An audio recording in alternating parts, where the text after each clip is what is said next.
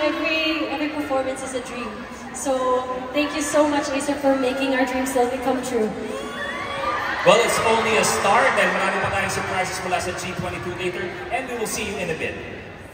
Thank you for the chit-chat, na marami pa tayong mga surprises para sa lahat. Pero eto, ang tanong ko rin, syempre, thank you very much, G22, we'll see you in a bit. Okay, si Dara muna. Si Dara, ilang years na tayo magkaibigan, nagkukulitan, kung alam lang ng mga tao, how we text, ano, at lahat. Ang tanong ko lang sa'yo, kay Dara muna, pag kumari ba nasa Korea ka, kasama mo yung mga K-pop stars, K-drama stars, di minsan di nila ako hinahanap? Eh, wala eh. Wala? Oo, parang hindi nga nila kilala.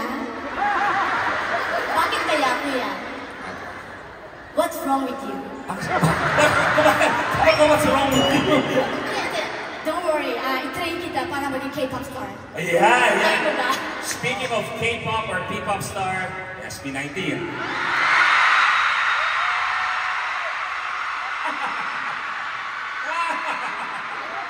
Ngayon tayo magtutuos. Magaling kayo. Magaling. Malupit. Pero hindi kaya pagkatapos ng gawin to, SB20 na tayo. Pwede. Pwede. Kento. Ayun eh. Kung ako ba ay mag-audition sa inyo, ano ba ang kailangan kong gawin para pag uwi ko, pinat SB20 na kami? Ano pwede pa? Ano ba kailangan kong gawin? Actually, wala na po. Wala na. Wala na po kayong pag-asa. Ito na po ang pinakabagong SB19. Baw tayo. 1, 2, 3. Wow. Pero eto si Jade kanina, may mga pinakitang video ng mga rehearsals kanina. At si Jade, ang AI host natin, is sobrang big fan ng SB19. Di ba, Jade?